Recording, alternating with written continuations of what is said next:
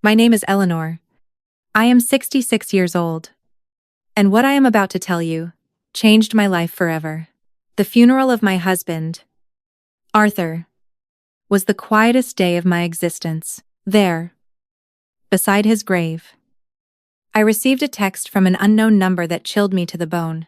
"I'm alive. That's not me in the casket," I replied, trembling. "Who is this?" The answer left me breathless. "I can't say. They're watching. Don't trust our sons." That moment split my soul in two. My world crumbled as I looked at Julian and Leo, my own sons, standing beside the coffin with strangely calm expressions. Something wasn't right. Their tears seemed forced, their hugs as cold as ice. For 42 years, Arthur had been my partner, my refuge, my reason for living. I met him when I was 24 inches, the town of Harmony Creek, where we both grew up among dusty streets and modest dreams. I worked cleaning houses to support my sick mother, while Arthur repaired bicycles in a small shop inherited from his father. We were poor, but we were happy. We had something that money can't buy: true love. I remember the first time he spoke to me. It was a Tuesday morning. I was walking to the market in my faded green dress and worn-out shoes. He came out of his shop, his hands stained with grease, and smiled at me with a shyness that I fell in love with from the very first moment. "Good morning, Eleanor," he said in a soft voice. "Do you need me to take a look at your bike?" I didn't have a bicycle, but I made up an excuse just to talk to him. That conversation turned into dates under the big maple tree in Central Park, then into promises of eternal love, and finally into a humble wedding filled with hope. The first few years were hard. We lived in a 2-bedroom house with a tin roof. When it rained, we'd place pots all over the house to catch the leaks. But we were happy. Arthur worked from sunup to sundown in his shop. I sewed clothes for the ladies in town. When Julian was born, I thought my heart would burst with happiness. He was a beautiful baby with his father's big eyes, and my smile. 2 years later, Leo arrived just as perfect. I raised them with all the love in the world, sacrificing my own needs for theirs. Arthur was a wonderful father. He took them fishing in the creek on Sundays, taught them how to fix things with their own hands, and told them stories before they went to sleep. I fed them, clothed them, and comforted them when they cried. We were a close-knit family, or so I believed. As they grew up, things began to change. Julian, the older one, was always ambitious. From a young age, he would ask why we lived so modestly, why we didn't have a car like other families. Leo followed him in everything, as he always had. When Julian turned 18, Arthur offered him a job at the shop, but he refused it with contempt. "I don't want to get my hands dirty like you, Dad. I'm going to be someone important." Those words deeply wounded Arthur, though he never told me. I would see him at night sitting on the porch looking at the stars with sadness. His son had rejected not only his job but his entire way of life. The years passed, and surprisingly, Julian managed to make his way in the business world. He got a job at a real estate firm in St. Louis. Leo followed him shortly after. They both started making money, much more than Arthur and I had ever seen. At first, I was proud. My sons had achieved what we never could: escaping poverty, having a better life. But slowly that joy turned to sadness. The visits became less frequent, the calls shorter. When they did come to see us, they arrived in luxury cars, dressed in expensive suits, talking about investments and properties. They looked at us with a strange mixture of pity and shame. "Mom," Julian would say during one of his sporadic visits, "you should move to a better place. This house is falling apart." He was right. But that house held all our memories. It was where we had raised our children, where we had shared thousands of meals, It wasn't fancy, but it was our home. Arthur, always wise, would tell me, Eleanor, money has changed our sons. We're not enough for them anymore. I resisted believing it. I kept justifying their absences, their brief calls, their broken promises. They're busy building their lives. I would tell myself, someday, they'll go back to being the loving boys we raised. But deep in my heart, I knew Arthur was right. We had lost our sons long before I lost my husband. I just didn't know yet to what extent we were strangers to them. The most drastic change came when Julian married Genevieve, a woman from the city who never hid her disdain for our simple lifestyle. The first time he brought her home, she arrived in high heels that sank into the dirt path in our yard, wearing a chic red dress that looked more expensive than anything I had ever worn in my life. "A pleasure," she said with a forced smile, extending only the tips of her fingers to greet me. Her eyes scanned our humble home with an expression I couldn't decipher. But it made me feel small. During dinner, Genevieve barely touched the food I had prepared with so much love. She pushed the green beans around on her plate, cut tiny pieces of chicken, but hardly ate a thing. Julian seemed nervous, constantly apologizing for things that had never embarrassed him before. "Next time, well, take them to a restaurant," he whispered to Genevieve, thinking I couldn't hear him. But I heard. Every word stabbed my heart like a knife. Lo, for his part, remained single, but adopted the same distant attitude as his brother. His visits were limited to special occasions, and even then, he always seemed to be in a hurry to leave. He was constantly on his phone, closing deals, even during our conversations. "Mom, I have to go," he would always say before it was time. "I have an important meeting early tomorrow." Family Sundays became a distant memory. Christmases turned cold and formal. My sons would bring expensive gifts we didn't need, stay for 2 or 3 hours, and leave with obvious relief. Arthur and I grew old alone, comforting each other. He kept working in his shop. Though his hands no longer had the same strength, I continued with my sewing. But my eyes weren't the same either. We managed on our small income. I'm proud that we never asked our successful sons for anything. "You know what the saddest part is?" Eleanor Arthur said to me one night, as we drank coffee on the porch. "It's not that they have money. It's that the money has made them believe we are less important." He was right as always. My sons hadn't just changed financially. They had changed in their hearts. We were no longer their beloved parents. We were an inconvenient reminder of a past they wanted to forget. Things got worse when Julian bought a $200,000 house in an exclusive neighborhood in the city. Leo did the same shortly after, investing in a luxury apartment that cost $150. Ling ling ling. Suddenly, our sons were owners of fortunes we couldn't even imagine. "You should sell this house and move into a nursing home," Genevieve suggested during one of her rare visits. "There are some very nice places for people your age. You'd be more comfortable." The words nursing home hit me like a slap. A nursing home. After 40 years of building our home, after raising these sons with so much love, they wanted to send us to a nursing home. "We don't need a nursing home," Arthur replied with the dignity that always characterized him. "We're fine here in our house." But I saw the expression on Julian's and Leo's faces. They supported Genevieve's idea. To them, we were a burden, a problem to be solved in the most convenient way possible. That's when the more direct suggestions began. Julian arrived one day with papers in his hand, documents he had prepared without consulting us. "Dad. Mom," he said with that fake smile he had perfected. "I've been thinking about your future. This house is worth $15,000 at most. If you sell it, I can add some money so you can move to a better place." A better place. For us.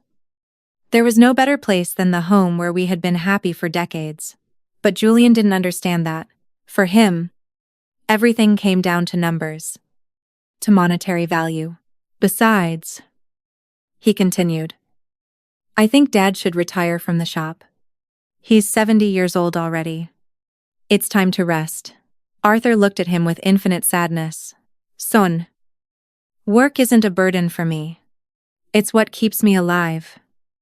What gives my days meaning? But you could get hurt, Leo insisted, backing his brother as always. At your age? An accident would be very dangerous. His words sounded concerned. But I sensed something else behind them. En impatience. An urgency I couldn't quite understand. The following months were tense. My sons increased the pressure on us to sell the house. They brought real estate agents over without telling us. It did appraisals without our permission. And even started talking about what would be best for everyone. Look, Julian told us during a particularly uncomfortable dinner. Genevieve and I have decided to have children soon. We'll need help with the expenses. If you sell the house and move somewhere smaller, that money could be an early inheritance. An early inheritance. Was he asking for our inheritance while we were still alive? The audacity of the request left me speechless. Arthur remained calm. But I saw his jaw tighten. Son, when your mother and I pass away, everything we have will be for you. But as long as we're alive, our decisions are our own. Don't be stubborn. Leo chimed in with a harshness I'd never heard from him before. You're old. You can't keep living in the past.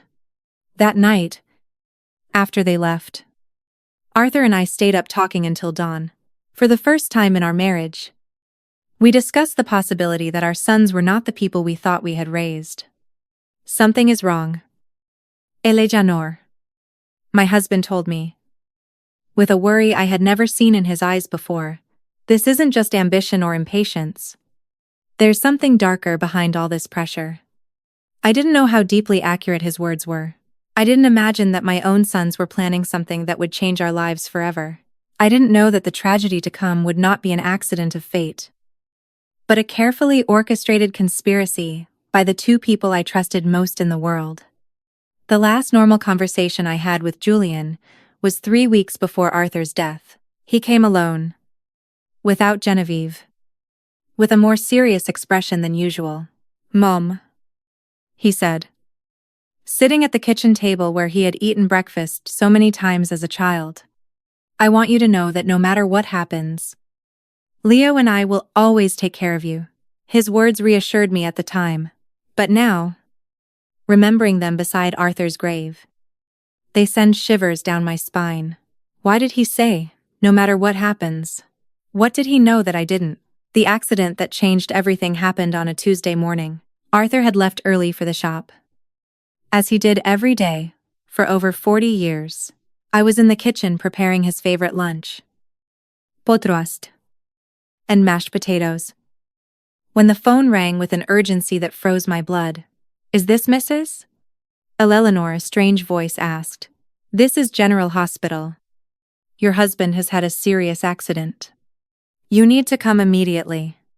The words blurred in my mind like ink in water. The world stopped. My legs turned to jelly, and I had to grab the doorframe to keep from falling. What happened? Is he okay? Is he alive? He's in intensive care. Mom, please come as soon as you can. The trip to the hospital was a blurry nightmare.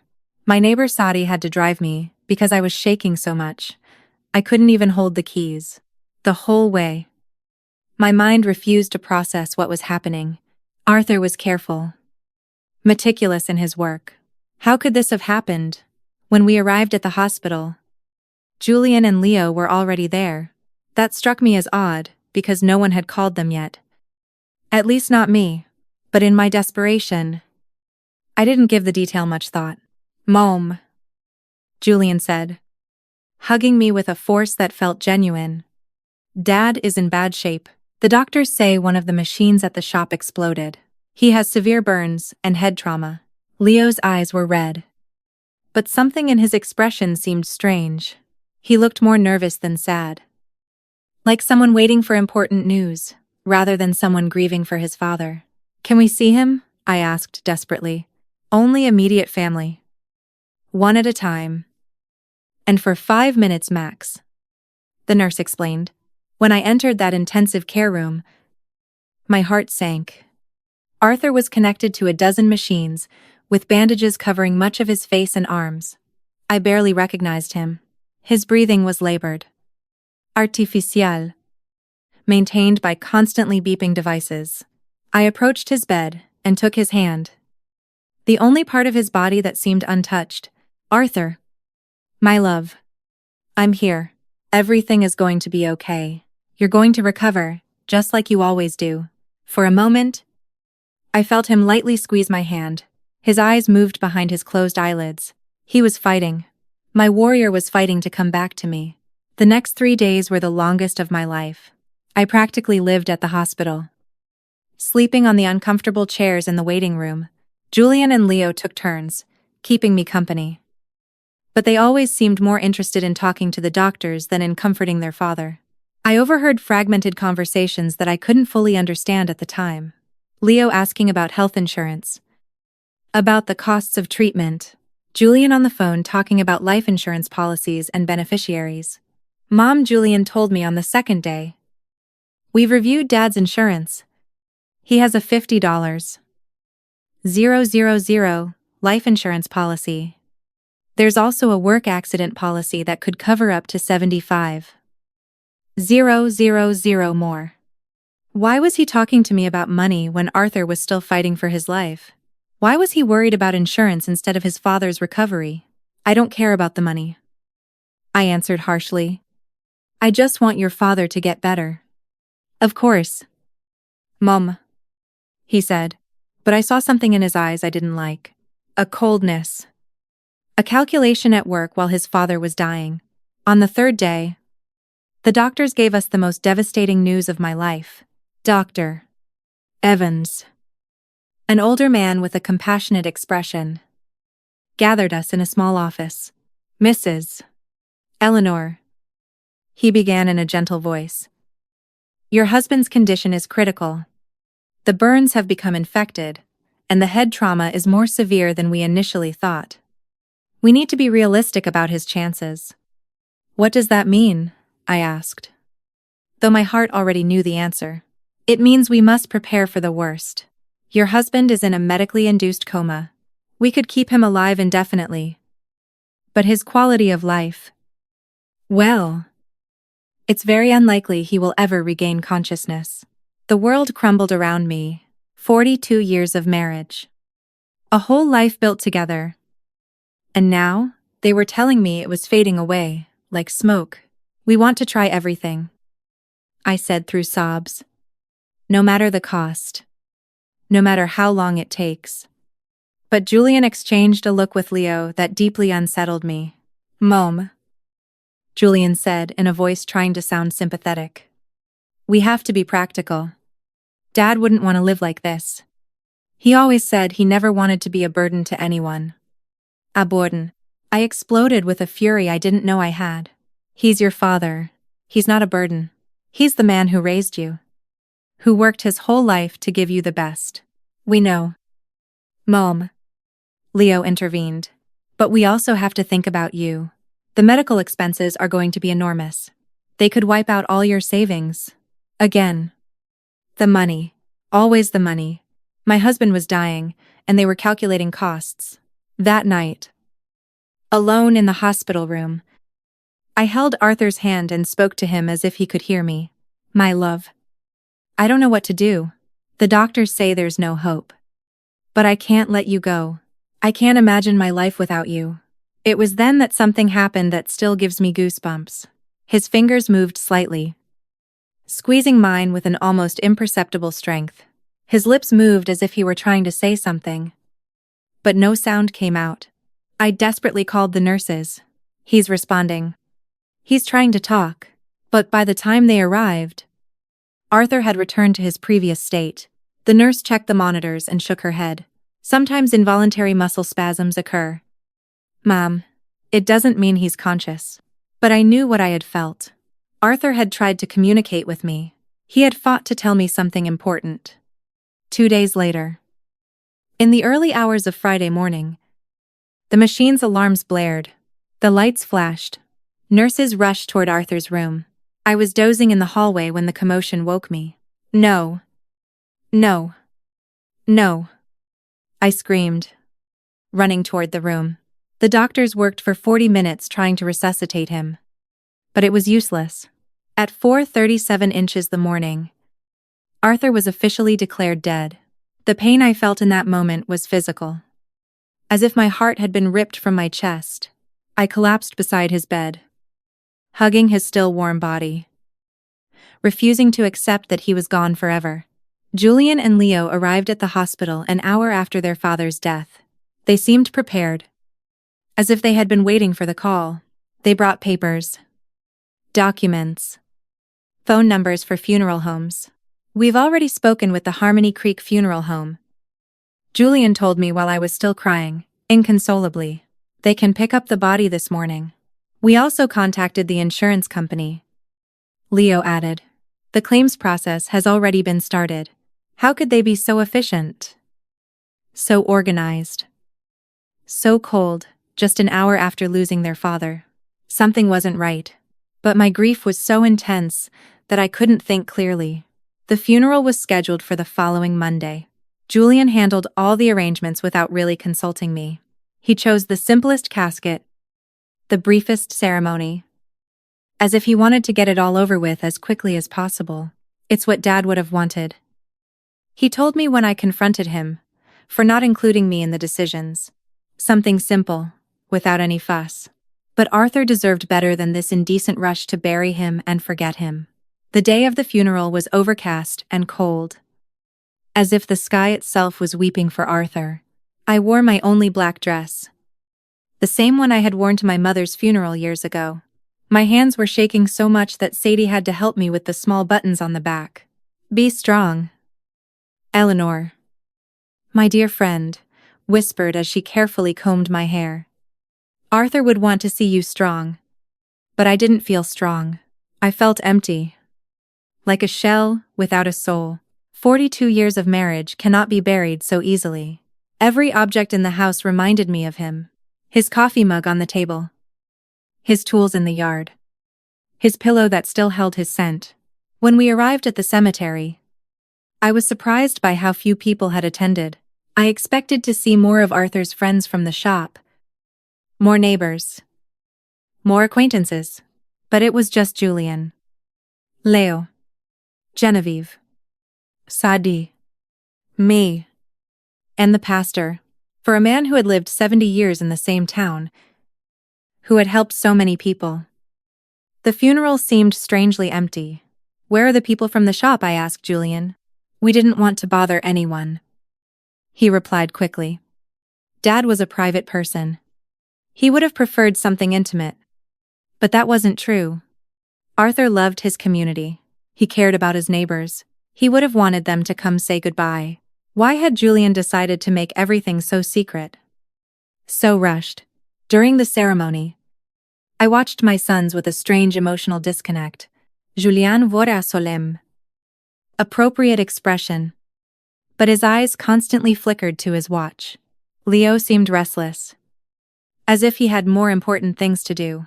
Genevieve was discreetly checking her phone behind her black veil. Was this how they said goodbye to their father? With impatience and distractions, the pastor spoke of eternal life, of well-deserved rest, of reuniting with God. His words felt hollow in my shattered heart. I didn't want Arthur to rest in peace. I wanted him to come home with me, to continue growing old together, to keep drinking coffee on the porch every evening. When it was time to throw dirt on the casket, my legs refused to hold me up. Sadie had to support me as I sobbed uncontrollably. The sound of the dirt hitting the wood was final, definitive, hopeless. It was at that exact moment, standing by my husband's grave, that my phone vibrated. A text message from an unknown number. I'm alive. That's not me in the casket. My heart stopped.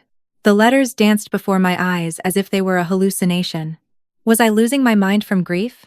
With trembling hands, I replied, "Who is this?" The answer came immediately. "I can't say. They're watching. Don't trust our sons."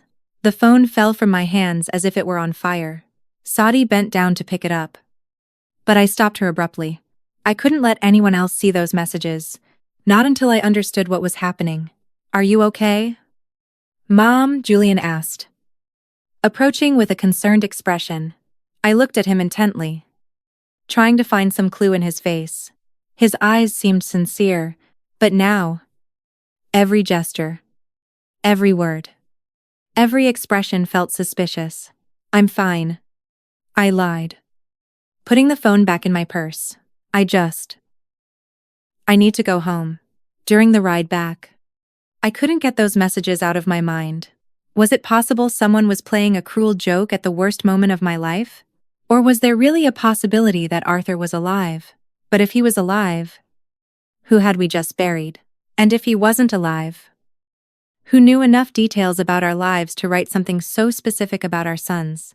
That night, alone in my house, that now felt like a mausoleum, I reviewed every detail of the past few days. Arthur's accident had been strange from the beginning. According to Julian, a machine had exploded at the shop. But Arthur knew every screw, every wire in that place. He was meticulous about maintenance, obsessive about safety. Besides, how had my sons gotten to the hospital so quickly if no one had notified them? The hospital had called me first. I was the emergency contact. How did they know about the accident before me? And then there was the issue of money. From day one, Julian and Leo had talked about insurance policies, beneficiaries, as if they had been waiting for this moment. Preparing for it, I decided to go through Arthur's papers. In his old wooden desk, he kept all the important documents in a metal box. Insurance policies, the deed to the house, papers for the shop. Everything was there. I found the $50. 000 life insurance policy Julian had mentioned. But there was something I didn't remember. The policy had been updated just 6 months ago, increasing the coverage from $25, 000, to $50. Ling ling ling. Why had Arthur increased his life insurance? He had never mentioned this change to me. And more importantly, who had suggested he do it? I kept looking and found something even more disturbing. A workplace accident insurance policy I knew nothing about. Taken out just 2 months before his death. 75 美元. 0 inches case of death by accident at work. 125美元. 0 in total. A fortune for a family like ours. But also a fortune tempting enough for someone without scruples. My phone vibrated again. Another message from the same unknown number. Check the bank account. See who's been moving money. This time I didn't hesitate. This person? Whoever they were. I knew too much to be a prankster. They knew about the insurance. They knew about my sons. They knew details that only someone very close to us could know. The next day, I went to the bank where Arthur and I had our account for 30 years. Mrs. Davis, the manager who had known us forever, greeted me with sincere condolences. Eleanor, I'm so sorry about Arthur. He was a good man. Thank you. Mrs. Davis, I'm here to review our accounts. I need to understand our financial situation. She showed me the statements for the last 6 months. What I saw left me frozen. Over the last 3 months, significant withdrawals had been made from our savings account. 5美元. 0 inches January. San. 0 inches. February. Sue. 0 inches March. Money that I had no idea had been moved. Who authorized these withdrawals? I asked with a trembling voice. Your husband came in person. Mrs. Davis explained.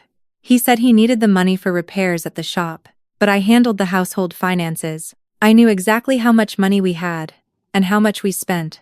Arthur had never mentioned costly repairs at the shop. And we had definitely never discussed withdrawing $12.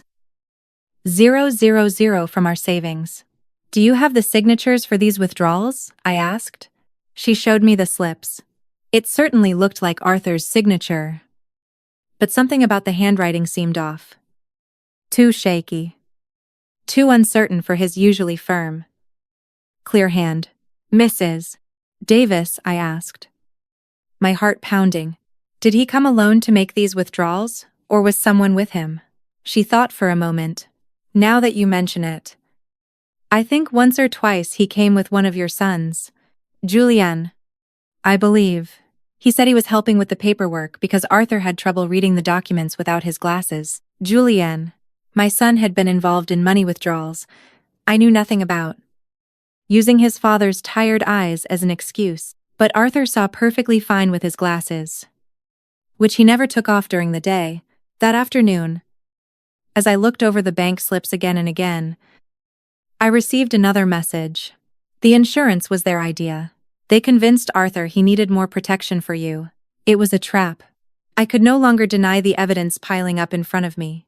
The mysteriously increased insurance policies, the unauthorized money withdrawals, Julian's presence in transactions I was unaware of, his suspicious efficiency in organizing the funeral, his coldness during his father's final moments.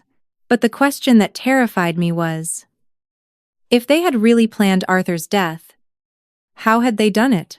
And who was the person sending me these messages? How did they know so much about what had happened? The following days turned into a nightmare of doubt and suspicion. Every smile from Julian, every hug from Leo, every word of condolence felt like a mask, hiding something sinister.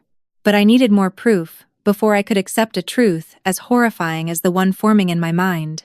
My phone kept receiving messages from the mysterious number Wellian. Go to Arthur's shop. Look in his desk. There are things you didn't see. I decided to go to the shop for the first time since the accident. Julian had said a machine exploded. But when I got there, I found something completely different from what I expected. The shop was strangely clean. Too clean to have been the scene of an explosion. There were no scorch marks on the walls. No debris. No signs of the destruction that such a serious accident should have caused. Where's the machine that exploded? I wondered aloud. I searched the entire shop and found all the machines in their places, working perfectly. The welder, the compressor, the power saw, all of them were intact. So, what had been the cause of the accident? In Arthur's desk, I found something that made my blood run cold. A note in his handwriting dated 3 days before his death. Julian insists. I need more insurance. He says it's for Eleanor. But something doesn't feel right. I don't trust his intentions. Below that note, there was another. Leo brought me some papers to sign.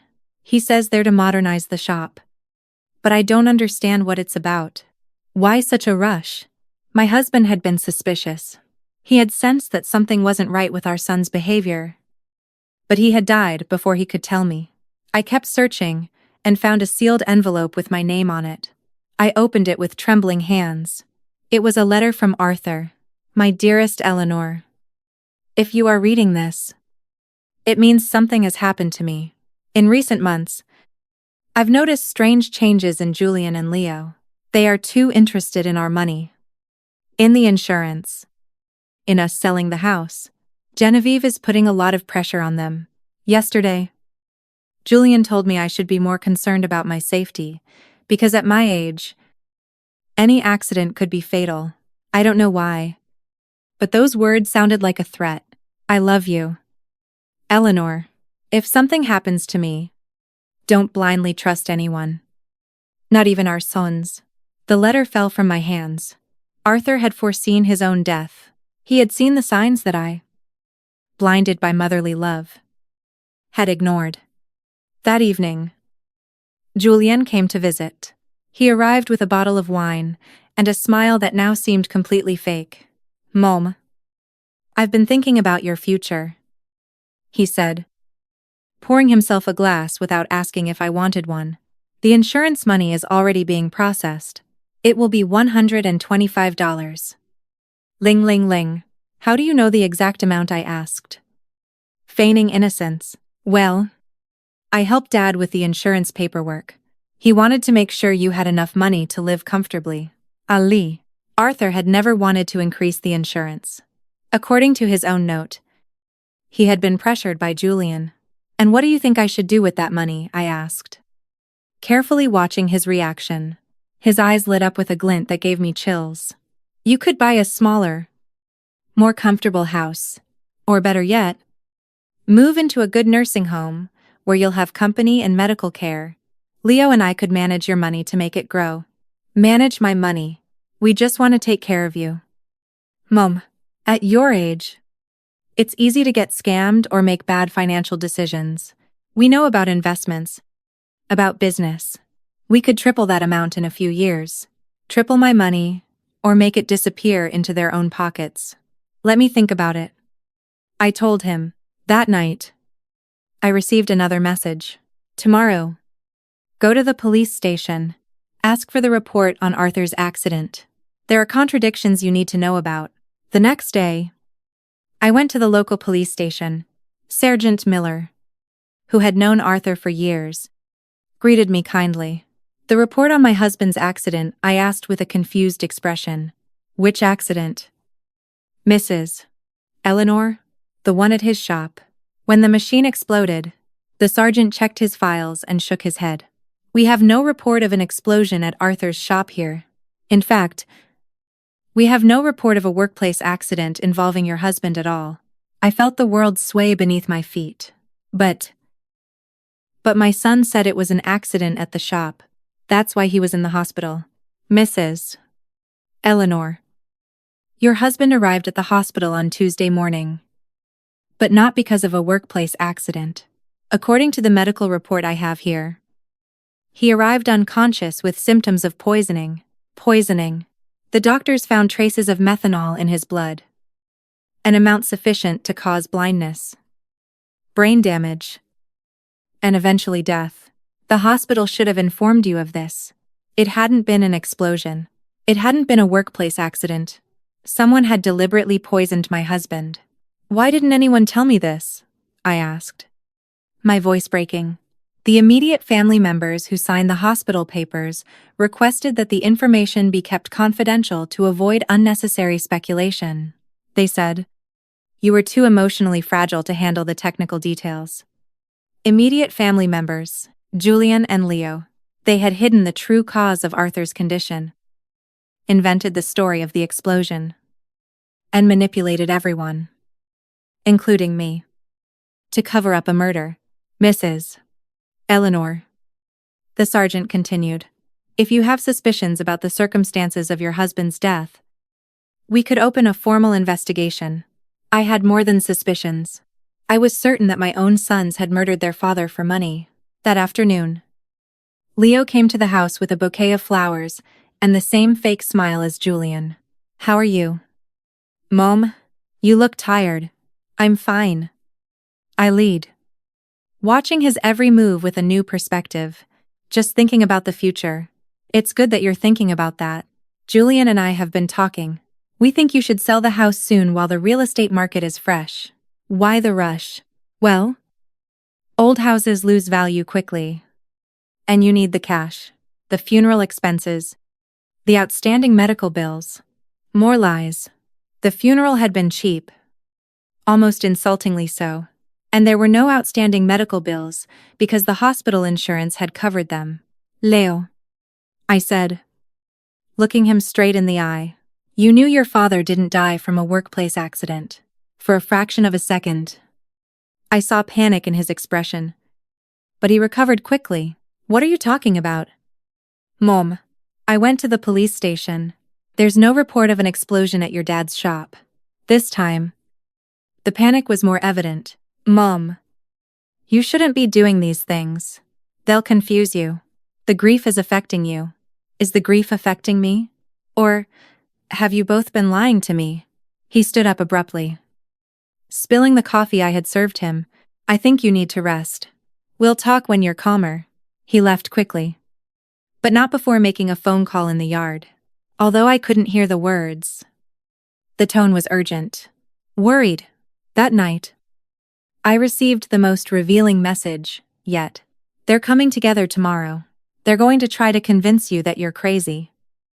That grief is making you imagine things. Don't believe them. And don't take anything they offer you to drink or eat. The mysterious message's prediction came true, exactly as warned, calmly. The next day, Julian and Leo arrived at my house together. Accompanied by Genevieve, they wore expressions of exaggerated concern and carried a bag of pastries from the downtown bakery. "Mum, we're very worried about you," Julian began in a syrupy voice. "The neighbors have told us you've been acting strangely. Sadie says you've been talking to yourself. That you're not eating well." Sadie had never said that. It was another lie in their growing collection. "Genevieve brought your favorite pastries," Leo added, pointing to the bag. "And we made special coffee from that brand you like so much." I remembered the words from the message. "Don't take anything they offer you to drink or eat." Was it possible they planned to poison me too? As they had done with Arthur. "Thank you. But I've already had breakfast," I told them, keeping my distance. "But, Mom," Genevieve insisted with a smile that didn't reach her eyes. "You need to eat well. You've lost so much weight since Arthur's passing." "I'm fine," I repeated firmly. Julian exchanged a significant look with Leo. It was the same look they had shared at the hospital when the doctor gave us Arthur's prognosis. "Mom," Julian said, sitting closer to me. "We want to talk to you about something important. Lo, and I have been consulting with some doctors about your recent behavior." "My behavior?" "Yes, the strange questions you've been asking. The visits to the police station. This obsession with irrelevant details about Dad. It's normal after such a great loss. But it can be dangerous if not treated." Leo nodded gravely. "We spoke with Dr. Mila. He says it's common for older people to develop paranoia after losing a spouse. Especially women your age. Paranoia. They were accusing me of being crazy for uncovering their lies. I'm not paranoid," I told them with all the firmness I could muster. "I'm just asking questions I should have asked from the beginning." "Like what questions?" Julian challenged me. "Like, why there's no police report of your father's supposed accident. Like why the shop is perfectly clean if there was an explosion. Like why you withdrew $12,000 from our account without telling me." The silence that followed was deafening. The three of them exchanged barely disguised looks of panic. "Mom," Leo finally said, "those things have simple explanations. Dad withdrew that money for repairs he wanted to do in secret, as a surprise for you." "What surprise?" "He wanted to remodel the house." Julian lied. "He had hired some workers to fix the roof. Paint the walls. He wanted it to be a surprise for your birthday." "If that were true, where were the workers? Where were the materials? Why did no one in town know about this supposed remodeling?" "About the police report," Julian continued. "Not all workplace accidents require a report, especially when they happen on private property." More lies. Sergeant Miller had been very clear. Any workplace accident with serious injuries requires an official report. "Mom," Genevieve intervened in a sweet but condescending voice. "We just want to take care of you. That's why we think it would be best if you move to a place where you have specialized medical care. A nursing home. A specialized care home," Julian corrected. "For people going through complicated grief, they have psychologists, nurses, activities to keep you busy. And in the meantime," Leo added, "we can take care of selling the house, managing the insurance money. All those complicated things you shouldn't be handling in your current state." There it was. The complete plan. Declare me mentally incompetent. Commit me to a nursing home. And take control of all my money. First, they had murdered Arthur for the insurance money. And now they wanted to rob me. 2. And if I refuse? I asked them. "Why would you refuse?" Julian asked with a smile that sent a chill down my spine. "We only want what's best for you. Because this is my house. I built my life with Arthur here. I raised you here."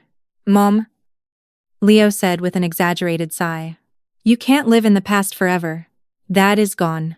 You have to accept it and move on." "I have accepted it. But that doesn't mean I'm going to give away my life and my money." The mask of concern began to crack on my sons' faces. Julian stood up abruptly. Very well. If you won't listen to reason, we'll have to take more drastic measures. What does that mean? It means we can start a legal process to declare you mentally incompetent. We have witnesses to your erratic behavior. We have testimony from doctors who confirm you are suffering from senile paranoia. Doctors? What doctors? I hadn't spoken to any doctor about my mental state. Dr. Miller has already signed a preliminary report. Leo added.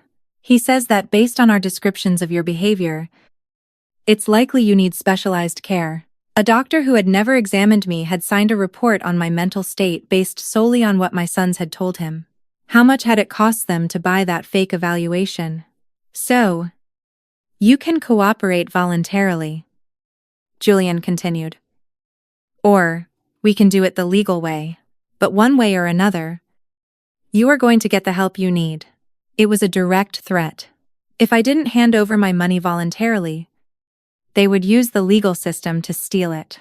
I need time to think about it, I told them. Trying to buy time.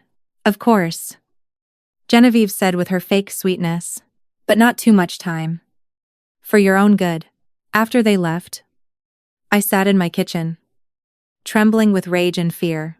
My own sons, my own flesh and blood, had not only murdered their father, but were now planning to steal everything I had left.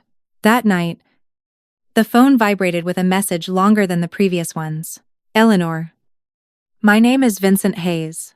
I'm a private investigator. Arthur hired me 3 weeks before he died because he was suspicious of Julian and Leo. They poisoned him with methanol mixed into his breakfast coffee. I have recorded proof of their conversations. Planning everything. Tomorrow at 3:00 the afternoon. Go to the Hope Cafe. Sit at the table in the back. I'll be there. Finally, I would know who had been sending me those messages and, more importantly, I would have the evidence I needed to get justice for my husband's death. But I also knew I didn't have much time. Julian and Leo had shown their hand. If I didn't act fast, I would end up locked in a nursing home while they spent the money that had cost Arthur his life. The war had begun, and even though I was a 6'6" woman against 2 ruthless men, I had something they didn't. The truth. And the truth, sooner or later, always finds a way to come to light. That night, for the first time since Arthur's death, I smiled because I knew my husband had not died in vain. His caution, his instinct, his decision to hire a private investigator was going to allow me to get justice. Julian and Leo had gravely underestimated their mother. They were about to find out that a woman fighting for the memory of her murdered husband is a force more powerful than all their greed combined. The next day arrived filled with nervousness and anticipation. I dressed carefully, choosing my most serious purple dress, the one I wore for important occasions. If I was going to meet the man who could give me the answers I needed, I wanted to be ready for any revelation. At 2:30 the afternoon, I walked to the Hope Cafe with determined but cautious steps. Every shadow seemed suspicious. Every person on the street could be a spy sent by my sons. The paranoia they accused me of having was starting to feel justified. The cafe was moderately full. I went straight to the back table, as instructed. I ordered a chamomile tea and waited, my hands trembling slightly on the worn wooden table. At exactly 3:00, a man in his 50s approached my table. He was tall with graying hair, intelligent eyes, and a serious but kind expression. He carried a brown folder under his arm. Mrs. Eleanor, he asked in a low voice. I nodded, not yet trusting my own voice. I'm Vincent Hayes. I'm very sorry for your loss. Arthur was a good man. He sat across from me and placed the folder on the table. Before I show you what I have, I need you to know that what you are about to hear and see will be very painful. Are you prepared? I've been preparing since I received your first message, I replied with a firmness I didn't know I possessed. Vincent opened the folder and took out a small recorder. Arthur came to see me a month ago. He was worried about his son's behavior. He hired me to investigate them discreetly. He pressed the play button. Arthur's voice, so familiar and beloved, filled the small space between us. Vincent, I need you to know that if anything happens to me, it won't be an accident. Julian and Leo have been pressuring me to increase my life insurance policies. Yesterday, Julian brought me papers, he said, were to better protect Eleanor. But when I read them, I realized there were also clauses that benefited them directly. My heart raced. Hearing Arthur's voice was like having him back for a few minutes. But his words confirmed my worst suspicions. The recording continued. Leo has been asking strange questions about my daily routine. What I eat for breakfast. What time I leave the house. If Eleanor comes with me to the shop, he says it's out of concern. But something about the way he asks unsettles me. Vincent paused the recording. This conversation was 3 weeks before his death. But I have something more recent. He played another recording. This time with Julian's voice in the background. Talking on the phone. No. We can't wait any longer. The old man is starting to get suspicious. Yesterday, he asked me why I was so interested in his insurance. Yes. I already have the methanol. It works perfectly because the symptoms look like a heart attack or a stroke. No. Mum won't be a problem. After Dad dies, she'll be so devastated. We'll be able to do whatever we want with her. Tears began to roll down my cheeks. It was my son's voice. My own son. Coldly planning his father's murder.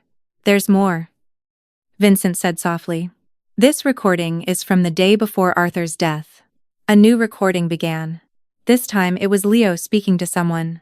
Everything is ready. Tomorrow Julian is going to put the methanol in Dad's coffee. We told him it was a special vitamin supplement a doctor recommended. The fool will drink it without suspecting a thing. The symptoms. It'll start with dizziness and confusion. Then vision loss. Seizures. A coma. The doctors will think it's a stroke or a heart attack. By the time they realize it's poisoning, it'll be too late. My world completely fell apart. Not only had they planned Arthur's murder, but they had executed it with a coldness that terrified me. How was it possible that my sons, the babies I had nursed, the children I had comforted during their nightmares, were capable of something so monstrous? How did you get these recordings? I asked between sobs. Arthur had asked me to place listening devices in his house. Vincent explained. He was scared. But he didn't know exactly of what. We placed them on the house phone, and in a few other strategic locations. He took out a series of photographs from the folder. I also have this. Julian buying methanol at a hardware store 50 miles from town. He paid in cash and used a fake name. But I have him on video. The photos clearly showed Julian leaving a hardware store with a small bottle in his hands. The date on the photos was 5 days before Arthur's death. And this? Vincent continued, showing me more documents. Are Julian's and Leo's financial movements over the last 6 months. They've been spending far more money than their incomes. Justify. Julian owes $70,000 to a loan shark in the city. Leo has gambling debts of $40. Ling ling ling. They were desperate. Everything began to make sense. It wasn't just greed that had motivated Arthur's murder. It was financial desperation. My sons were ruined, and saw their father as an easy source of quick cash. Why didn't you go to the police? Immediately after Arthur's death, I asked him. Because Julian and Leo are very smart. They bribed the doctor who treated Arthur at the hospital to change the official diagnosis, instead of poisoning.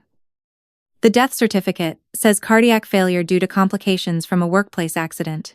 Without that medical evidence, my recordings might not be enough for a conviction. But now we have all the evidence together, I said, feeling a mix of pain and determination. Exactly. And there's something else you should know. Your sons were planning to kill you. 2. My blood ran cold. What? Vincent played one last recording. This time with Julian's and Leo's voices together. Once we have Dad's insurance money, we need to get rid of Mom too. Julian was saying. We can't risk her getting suspicious, or someone else putting ideas in her head. How? Leo asked. Same as with Dad. But this time we can make it look like a suicide from depression. A widow who can't live without her husband. No one would question it. And the money. We're her only heirs.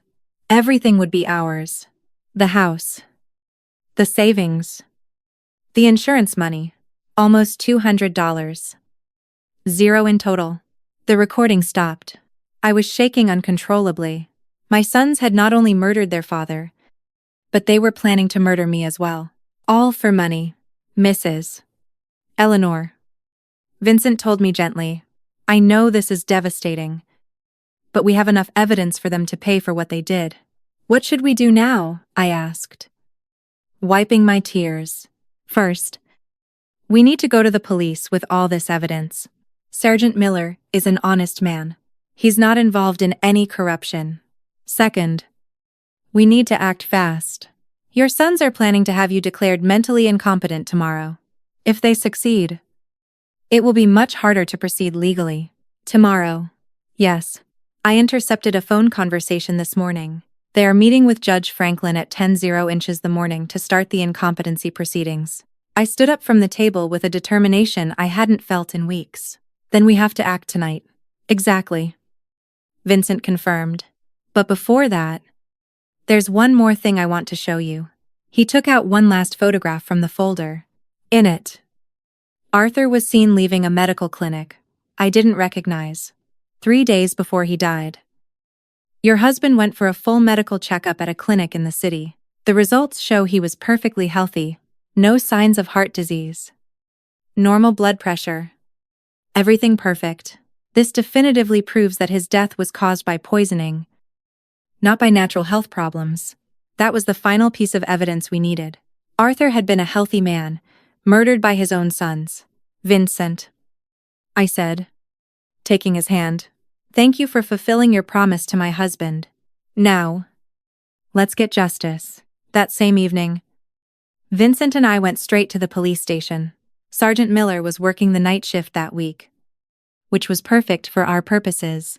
When we arrived, it was 8:00 the evening, and the station was relatively quiet.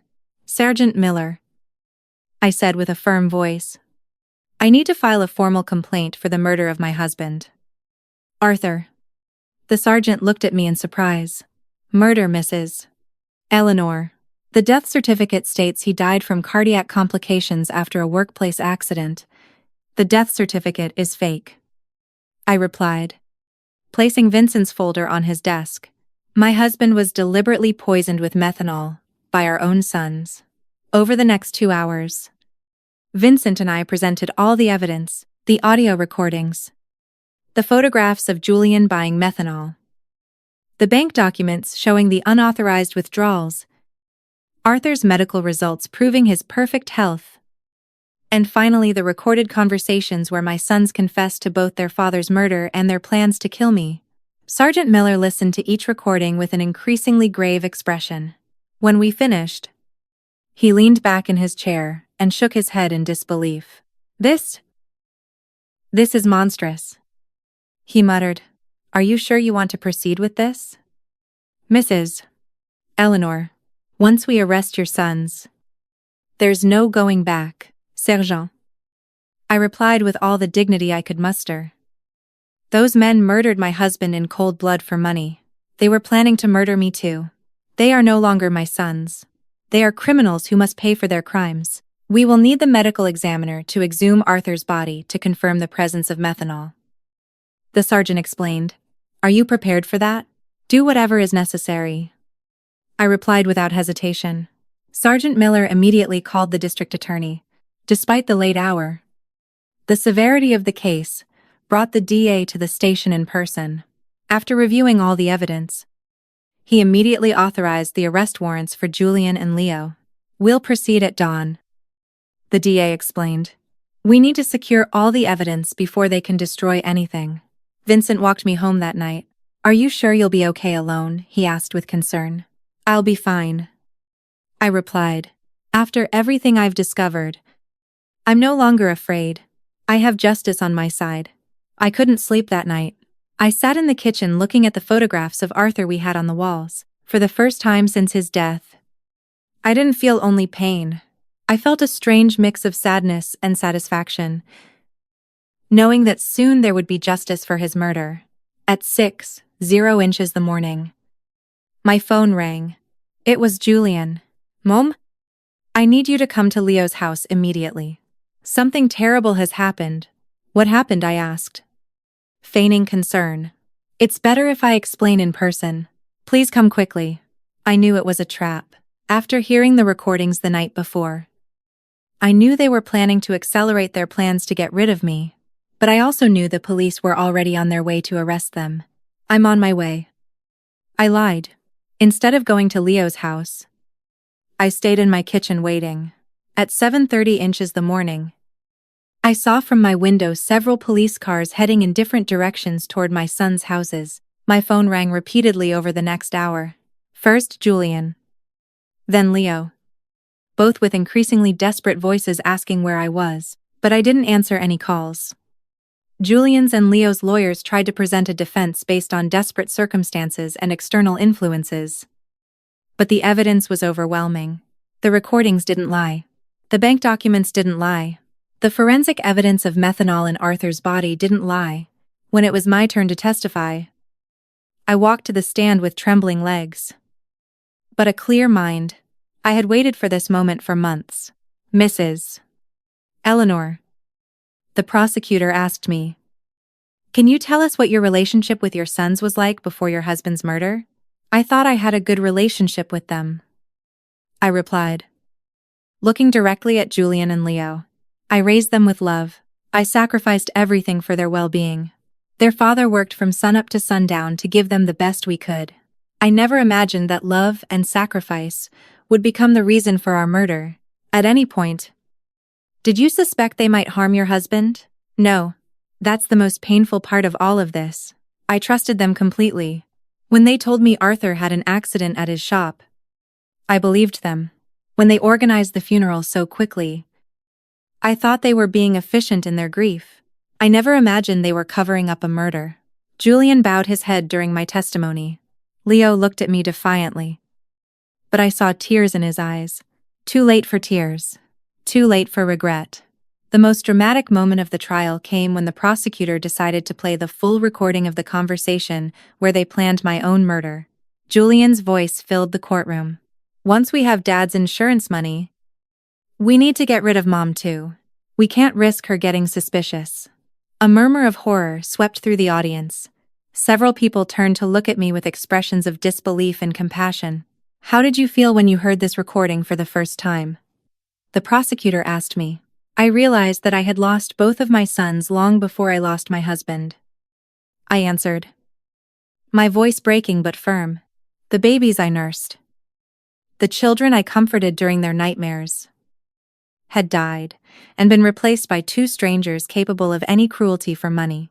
The defense tried to cross-examine me, suggesting that perhaps I had misinterpreted my son's intentions, that perhaps grief had made me exaggerate the evidence.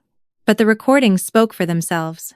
Vincent also testified, explaining in detail how Arthur had hired him because he was afraid of his own sons. He described every step of the investigation, every piece of evidence collected, every recorded moment that revealed the truth. The medical examiner presented the results of the exhumation, confirming the lethal presence of methanol in Arthur's body. He explained how this poison acts slowly, causing exactly the symptoms my husband had experienced before he died. After 3 days of devastating testimony, the closing arguments arrived. The prosecutor was relentless. Julian and Leo are not victims of circumstance. They are predators who saw their own parents as financial obstacles to be eliminated. They planned, executed, and covered up Arthur's murder. And they were planning to do the same to Eleanor. They do not deserve compassion. They deserve justice. The jury deliberated for 6 hours. When they returned, the silence in the courtroom was absolute. I could hear my own heart beating as the foreman read the verdict. In the case of the state versus Julian and Leo Sterling, on the charge of first-degree murder of Arthur Sterling, we find the defendants guilty. The courtroom erupted in murmurs and exclamations. Julian collapsed in his chair, finally understanding the magnitude of what he had done.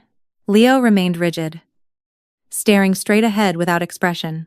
On the charge of conspiracy to commit murder against Eleanor Sterling, we find the defendants guilty. The judge proceeded immediately to sentencing Julian and Leo Sterling for the premeditated murder of your father and the conspiracy to murder your mother. I sentence you to life in prison, without the possibility of parole. When I heard those words, I felt a gigantic weight lift from my shoulders. Justice! There was finally justice for Arthur. After the trial, many people came up to hug me and express their support. Saudi cried with me. Not from sadness, but from relief. At least Arthur can rest in peace now, she whispered. That night, I returned to my house, which now felt different. It was no longer a place of pain and betrayal. It was my home again. The place where Arthur and I had been happy for 42 years. Vincent came to visit me a week after the trial. How are you feeling? He asked. At peace, I answered honestly. For the first time since Arthur's death, I sleep peacefully. I know he is resting because his death did not go unpunished. And the money, the insurance, the savings. I donated the life insurance money to a foundation for victims of family crimes. I explained. That money was stained with blood. I could never have used it. My personal savings are enough for me to live modestly for the rest of my days. 6 months after the trial, I received a letter from prison. It was from Julian. Mom, I know I don't deserve your forgiveness, but I need you to know that I regret everything. The money, the debts, the desperation blinded us. Leo and I destroyed the most loving family in the world for $125. 000 that we never even got to enjoy. I will take my own life in my cell tomorrow. I can't live with what we did. Take care. Mom, tell Dad we're sorry we were such bad sons. I wasn't in time to prevent his suicide. Julian was found hanging in his cell the next day. Leo, upon hearing of his brother's death, suffered a complete nervous breakdown and was transferred to the prison psychiatric hospital.